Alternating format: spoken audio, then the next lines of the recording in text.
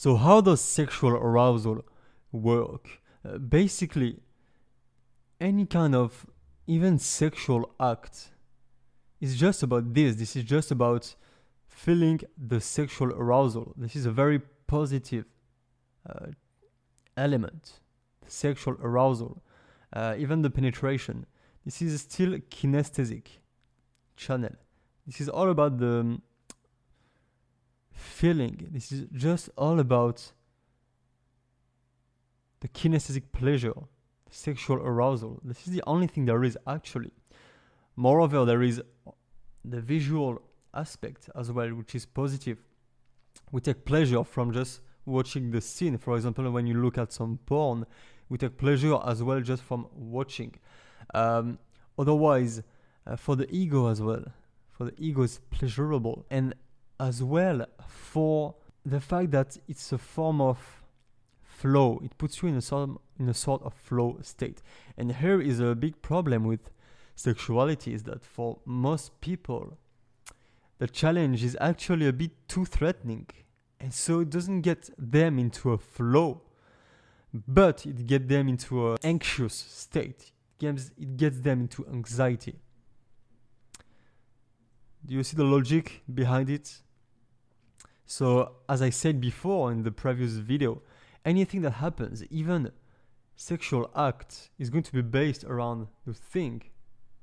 That's only this. So, sexual arousal, what is there inside? How does it work? Sexual arousal.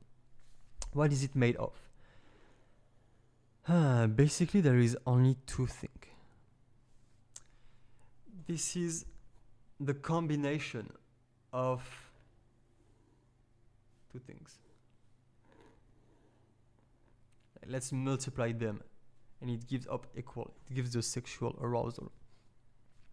The first is your sexual mating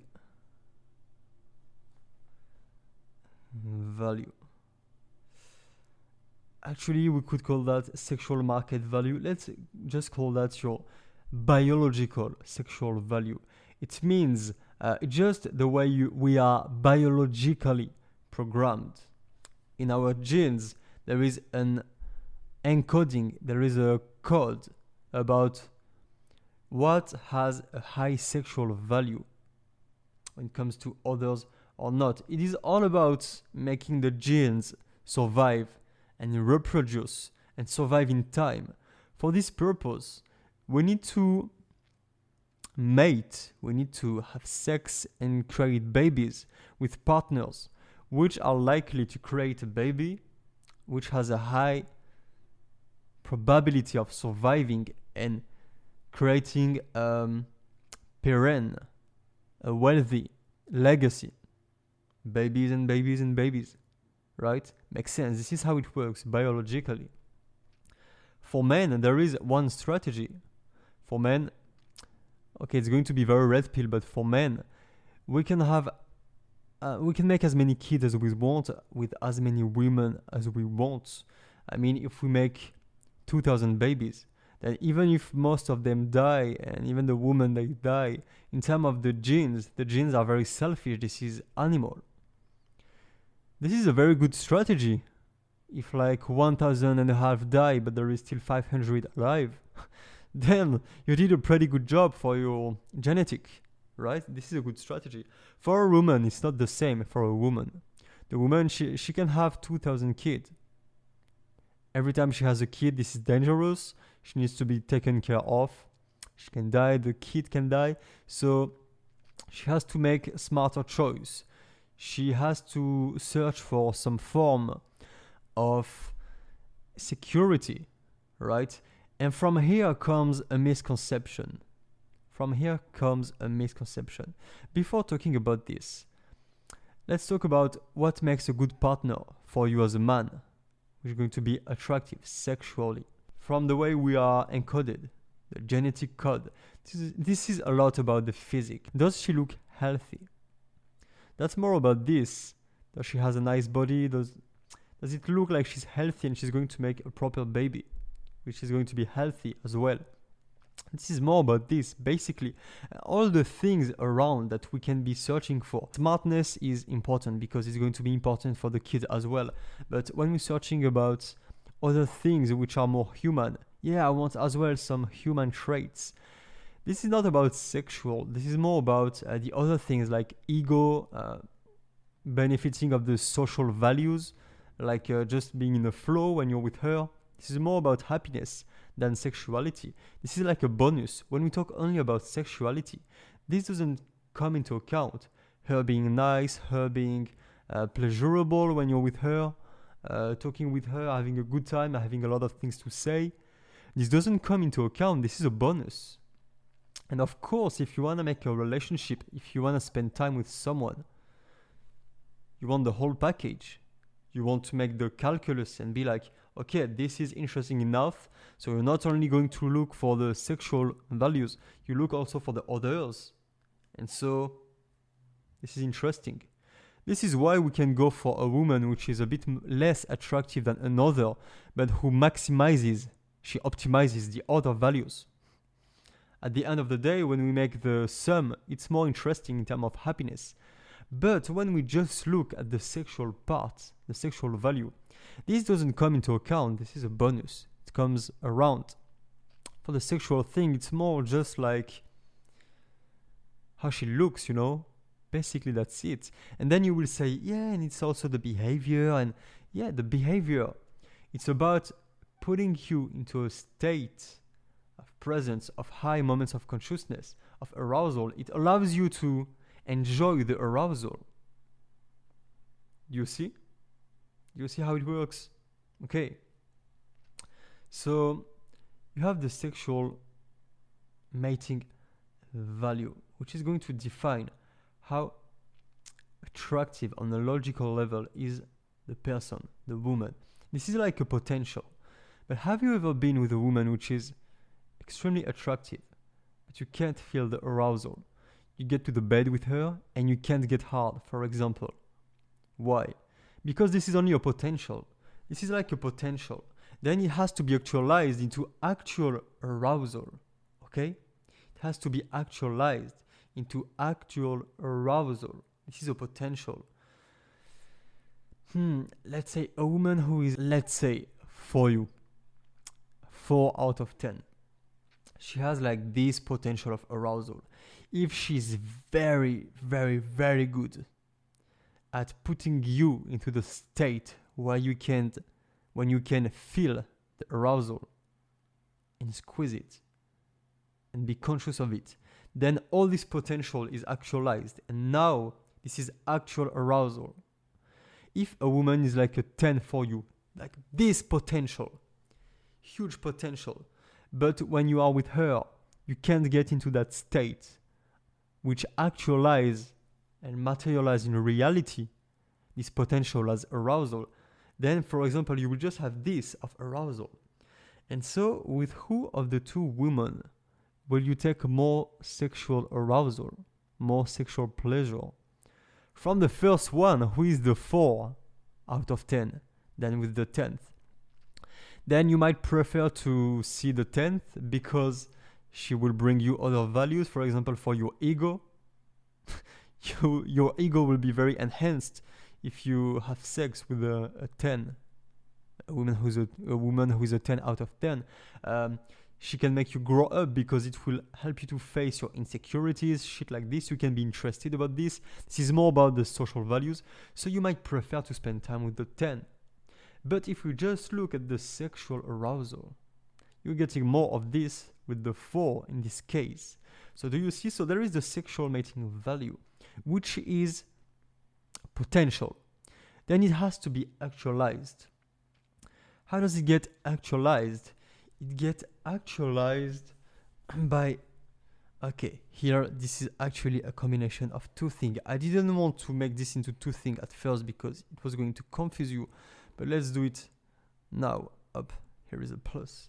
Okay, so there is escalation. Basically, that's it.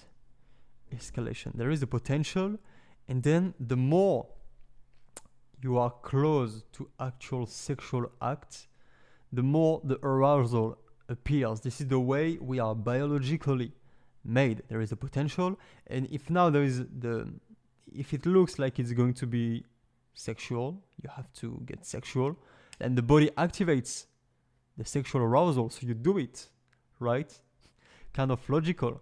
So there needs to be some escalation toward sex. And here with the things, it doesn't have to happen for real, because once again, what happens in the real world, in the outside world, this is purely neutral. There is no meaning. This is just visual things, auditory, kinesthetics, but there is no meaning. This is the mind, the imaginary, that creates the meaning. So for example, the woman, she gets closer, you start kissing, and you get aroused sexually because you produce imaginary in the subliminal thoughts, which says, okay, this means sexual. And so it activates the sexual arousal. But you can have those thoughts even if it's not happening for real. For example, you're just watching at a woman. She looks amazing. And then you have some thoughts about it. For example, you have some picture of escalating with her. And boom, you get aroused. Yeah, because you don't need it to really happen. You just need a thought about the escalation. And this is where flirting comes into. This is where the game, the game, this is why you have to be good at this game.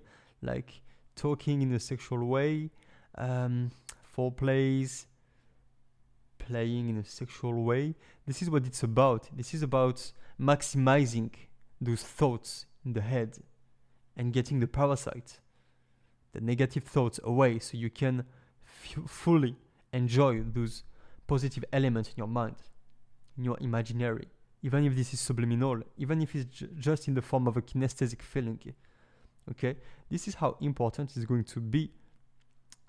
Okay, so we have escalation, and from there we have, as we said, absence of parasite thought. Absence of parasite elements in the mind. This is needed. Okay, if we want, we can even just write like this: escalation less parasite thought, or plus absence. See, this is the same. This is like in mathematics. If you write this is the same as this. So write it as you want. We don't care. What makes the most sense for you, it will be enough. Okay.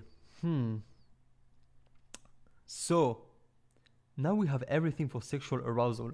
Before we move on, we need to study how escalation works, how you escalate. We are going to work a lot on this. We are going to work on getting the parasite thought out of the interaction. And for now, for the end of this video, we have to talk a lot about the sexual mating value that you have in the eyes of a woman, because we talked about a woman for you. We talked about it, and you already kind of know how it works. You're a man. For a woman, it's a bit different, and we need to talk about this. What creates this potential in you? Escalation and bringing the parasite negative elements out of the mind is a thing. But this is only going to actualize the potential. The more potential you have, the more actualization is going to be powerful. Right? Makes sense.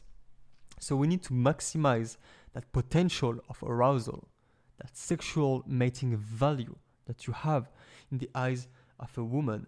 And here are a lot of misconceptions.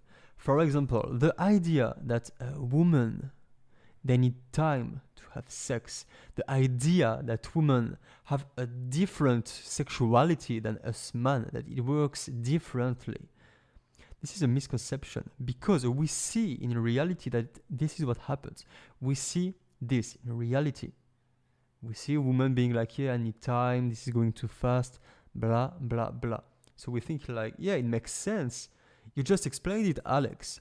Their sexuality is different. We can have sex with anyone who wants. It's good for the genetic. We are programmed as men to do that. Women are programmed differently. You told it, Alex. They can die. They need security. So we need to have a lot of dates with them. They need security. Right? It makes sense. We see it in action. Well, I was dating a woman. I went a bit too fast. I showed too much interest. She said, yeah, it's going a bit too fast. She told me. So yeah, this is true. It's an illusion. It's an illusion. The reason why she says that, the reason why women out there need time, the reason why they need time is not because they need time for sex. It's because they need time for the other things that we saw. For example, they need time for managing their own anxiety. They need time because time is something that is going to fix their ego. We're going to talk about this after. First, to understand this illusion, we need to talk about the biological thing. We need to fix this for all. You said, yeah, Alex, you explained they need security, otherwise they die. Okay. There is something that is very red-pilled, which is the concept of hypergamy. What is hypergamy? This is like monogamy, polygamy, and hypergamy. What is hypergamy? This is the idea that, yeah, as we said, a woman, she wants to have a baby which has the best genes as possible for the genetics. We talk only in terms of evolution now, for the genetics. So the body is going to create arousal toward men that have good genetics. But there is another thing. They need the security, right? But the security is not going to make the baby better, right? It's just something that is necessary to allow the baby to come up to life and to not die. But this is not directly linked to the baby being powerful, being efficient, having good genes. It's not linked. It's just something that is necessary. This is from outside. So she can get this from even society. She doesn't really need the man to stay with her. She can get it from society. And then we get this illusion that the security has to come from the man, that the man has to be engaged with her, because things in the world tend to show this illusion. For example, in the past, how did a woman get the protection of society? She has to be married to a man who is high status. So, like in the tribes, for example, a woman, they would be searching for men who have some resources, who have some wealth, who can bring security, because the only way the woman is going to benefit from security from the outside world is through this man. Okay? But if it was not the case, if she can get it even without the man, then she doesn't need the man to stay. She doesn't need. So, she needs the man to stay when it's the only way to get the security. But this is not linked. It doesn't improve the arousal.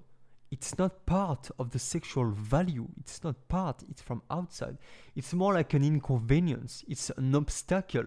It's like, damn, this man has amazing genes. This man has a really high sexual mating value.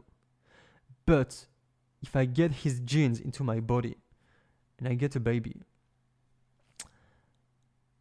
well, I will die, and the baby will die as well. So not a good idea.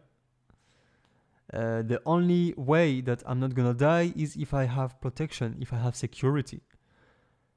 What is the only way that I can get security from a man?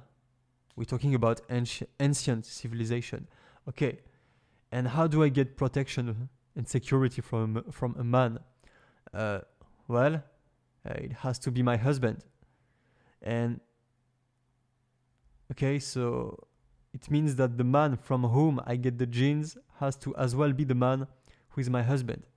But this man who has very high genes, a lot of women might be attracted to him, and precisely the fact that he has high level genes is going to be linked, and we will see later, is going to be linked to how powerful he is and how likely he is to have a lot of resources, to be powerful, to have a lot of wealth. If it's the case, then like really he really doesn't need a woman like me. I'm not enough for him. I mean, a low sexual value man, he's not going to attract that much woman. So if he can get me, he will stay with me because I'm the woman who will bring the most value for him. This other man, he can have a lot of value from other women as well, from other things. He's not going to want a relationship with me. So he's not going to stay. Complicated. So it means that I'm going to have to lower the sexual value of the man I access to so that he brings me security as well. So actually they have to make a trade-off. But do you see how this is not linked? This is a trade-off, okay? So what happened with the years, with centuries, with millennials, was this idea of hypergamy, of going with the really high sexual mating value man, getting the gene from him, and then finding a man who is less attractive, but who is going to stay for the security, and not really going for sex with him because he's not very attractive, going with sex with the other guys who doesn't stay, but having the security from the lower value, sexual value man. And so this guy is getting cheated on basically, but he doesn't know. This is what was called hypergamy. From this example, we see how the sexual mating value that you have in the eyes of a woman is not linked to security and to staying with her and to engaging with her. This comes around. And so now the last part of the illusion is, but Alex, so why this woman, she told me this is going too fast. She told me this is going too fast. I need time. For my friends, it's the same. I know a lot of women, they say, yeah, I mean, Alex, you're talking about whores. You're talking about bitches. A real woman, good woman, they don't do this. Right? Exactly. Good women don't do this. Good women don't do this. Do you hear this? Good women don't do this. This is what you just said. You said, good women don't do this. What does it mean? It means that if a woman does this, you're going to think, yeah, because she's a whore, because she's a bitch. So what does it do if she does this? Now a woman, she comes with you. She wants to have sex with you in 5 minutes. But if she does, you're going to think, yeah, but I mean, she was not so high value actually. She was just a whore, you know. And so first she loses you. Her ego gets very affected. So now there is negative value. We saw before in the negative value, ego loss.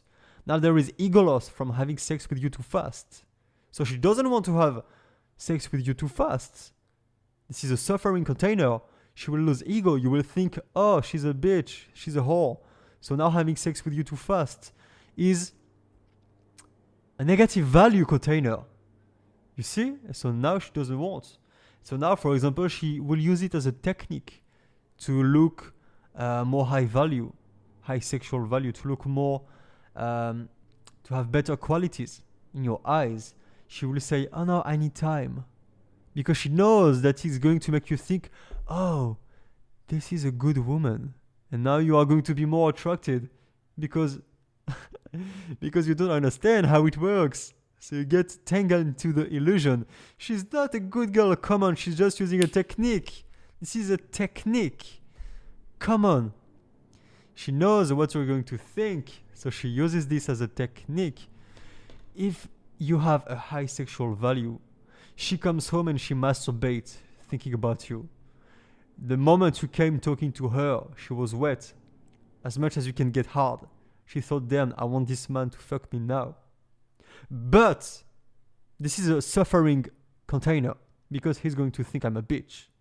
I will have ego loss and he will not want a relationship with me, which might have value in my eyes. So no, I'm going to cut it. I'm not going to let him escalate too fast. I'm going to put some distance, and I'm going to wait some dates so he knows that I am of value for him. I'm not a bitch. So now she tells you this, and now you're like, hey, Alex, she told me I need time. Yeah, do you see how you are biting your own tail? This is biting your own tail. If you break the chain, women have sex with you in 5 minutes. If you break the chain. Okay, actually there is other things as well. This was one of the reasons why she could say this kind of thing. This is the first part of the illusion. There is other possibilities. For example, anxiety.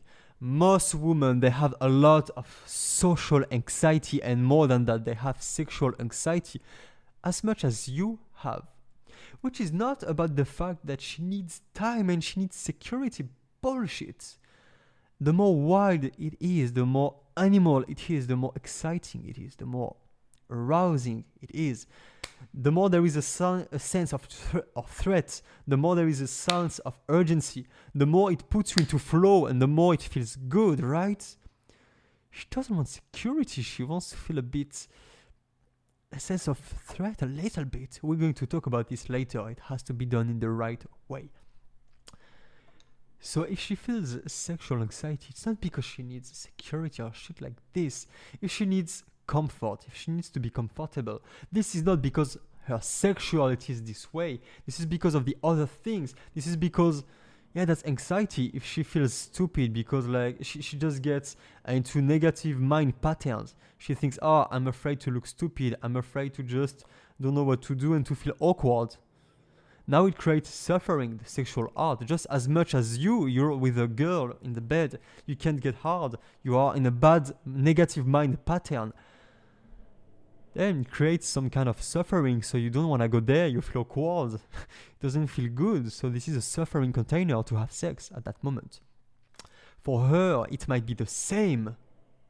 Damn, if I go home with this guy and I feel awkward and I have sexual anxiety, it's going to be a suffering container. Okay? And as well, for example, if she's afraid that you might rape her, you might force her, this is going to be huge. Most girls that are attracted to you, they are not going to let you escalate too fast because they fear that you are going to pressure them later. This is going to be huge. Huge. Now, this is the same suffering container based around anxiety, based around fear. But do you see how detached it is from the sexuality? Your sexual value, the sexual pleasure, the sexual arousal has nothing to do with comfort, with taking time. No, listen, this is the same as for you. It works the same. It works the same. As long as you have a high enough sexual mating value in her eyes, and that you actualize this into actual arousal, and that you bring out the negative parasite thoughts, and that there is no negative values in the sexual act, and that there is enough global positive value in the act, even in the other value containers, so that she doesn't feel a cost of opportunity, so that everything is positive, there is no negative. If you come to that place in 1 second, you open this girl, you approach this girl, and in 1 second all of this is there. Boom, you can just say, okay, let's go home, and she will say okay. 1 second, you can just go, you can just not even talk, you just look at her. You see this girl, you come in front of her, you look at her, she looks at you, and if every of those things are optimized, you can just say, okay, let's go. She will say okay, and you go home with her, and you have sex, and you can build a relationship with her after. Really. And if you think you can't, this is because you think, I will never build a relationship with such a whore, with such a bitch. Bro, stop biting your own tail. You are creating this bullshit by yourself if you think this. When you are with a date with a girl and she's like, I need more dates before we do something. And then you go home and you masturbate. You create this. So stop this bullshit. This is not healthy. This is really not healthy, neither for you, neither for them. This is healthy for no one. Sex doesn't need time. Only the negative value containers might need time to be dealt with. Okay? Do you see the logical behind this? Okay, right, so now we just need to study what makes your sexual mating value, how to escalate, and how to make the parasite thoughts out of the mind, right? And then after we've done this, we have fixed the sexual arousal part. You become a master at the sexual arousal container, the value container. And boom, and then we move on the next one.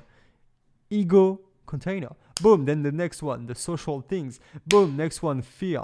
Boom, next one, cost of opportunity. Actually, we don't need to deal with that. How exciting does that feel? Don't you feel like you have the key here? Don't you feel like you have the map? You finally got it. You finally found the map. Just understand all of this. Get the tools, practice them. And boom! You get any relationship you want with any woman. Boom. How does that feel? How does that sound? How does that look? If it doesn't look incredible to you now, something is wrong, man. Because this is incredible, actually. This is very exciting. Let's do it.